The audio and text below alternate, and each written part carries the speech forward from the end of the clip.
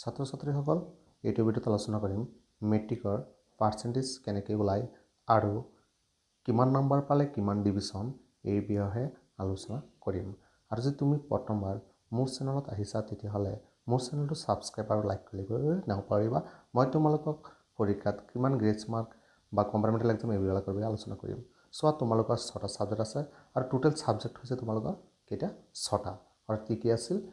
Assamese, English, social science, general science, maths আৰু elective subject তোমালোকৰ আছিল। সেইবাবে তোমালোকৰ টোটেল ছাবজেক্ট 6টা আৰু টোটেল ছাবজেক্ট 6টাত টোটেল মাৰ্ক হৈছে 600, অৰ্থাৎ প্ৰতিটোত 100কে। সেইকাৰণে তোমালোকৰ টোটেল মাৰ্কছ হৈছে 600।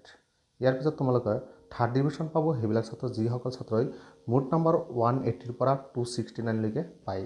মনত ৰাখিবা, 180ৰ পৰা 269লৈকে পাই সেইসকল ছাত্ৰই থাৰ্ড ডিভিজন ফাৰ্ষ্ট কৰিব। ইয়াৰ পিছত আহি গ'ল ছেকেণ্ড ডিভিজন, অৰ্থাৎ 270ৰ পৰা যদি 359লৈকে পায়, অৰ্থাৎ 359লৈকে পায় 270ৰ পৰা, তেতিয়াহ'লে সিহঁতে ছেকেণ্ড ডিভিজন ফাৰ্ষ্ট কৰিব বুলি কোৱা হয়। তাৰপিছত আছে ফাৰ্ষ্ট ডিভিজন। ফাৰ্ষ্ট ডিভিজনত তোমালোকে 360ৰ পৰা 449 নম্বৰলৈকে লাভ কৰিব লাগিব, তেতিয়া তোমালোকৰ হ'ব ফাৰ্ষ্ট ডিভিজন। আকৌ মনত ৰাখিবা, 360ৰ পৰা 449লৈকে ফাৰ্ষ্ট ডিভিজন। তাৰপিছত আছে তোমালোকৰ ষ্টাৰ মাৰ্কছ। ষ্টাৰ মাৰ্কছ হৈছে তোমালোকৰ 450ৰ পৰা 509।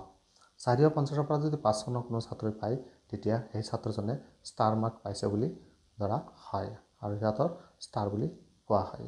আৰু যিসকল ছাত্ৰই ডিষ্টিংশ্যনত পাবলৈ হ'লে 510 প্লাছ মাৰ্কছ পাব লাগিব, তেতিয়া সেইসকল ছাত্ৰক ডিষ্টিংশ্যন পাইছে বুলি কোৱা হয়। মনত ৰাখিবা, 510ৰ ওপৰত 510 পালে হ'ব বা 510ৰ ওপৰত পালে ডিষ্টিংশ্যন মাৰ্ক। ইয়াৰ পিছত আছে পাৰ্চেণ্টেজ কেনেকৈ ওলায়, ইয়াৰ বিষয়ে তোমালোকক কৈ দিছোঁ। তোমালোকে পৰীক্ষাত যিমান নম্বৰ পাবা এইটো ওপৰত দিবা। তাৰপিছত তোমালোকৰ মুঠ ছাবজেক্ট আছে 6টা, সেই 6 দি হৰণ কৰিবা, তেতিয়াহ'লে তোমালোকৰ পাৰ্চেণ্টেজ ওলাই যাব। ইয়াৰ পিছত আছে যিবোৰ ছাত্ৰ ছাত্ৰীয়ে 1, 2 বা 3টা বিষয়ত ফেইল কৰিছে, তেনেকুৱা ছাত্ৰক কি কৰিব? ফাৰ্ষ্টত সিহঁতে ফেইল নিদিয়ে, সিহঁতক কি কৰিব? গ্ৰেছ মাৰ্কছ দিব। গ্ৰেছ মাৰ্ক দি পেলাই সিহঁতক পাছ কৰাবলৈ চেষ্টা কৰিব। অৰ্থাৎ গ্ৰেছ মাৰ্ক দিব তেতিয়া যদি 180তকৈ বেছি পায় তেতিয়া গ্ৰেছ মাৰ্ক দিব, আৰু গ্ৰেছ মাৰ্ক লাভ কৰিবলৈ প্ৰতিটো ছাবজেক্টত 10 মাৰ্কে দিয়া হয়।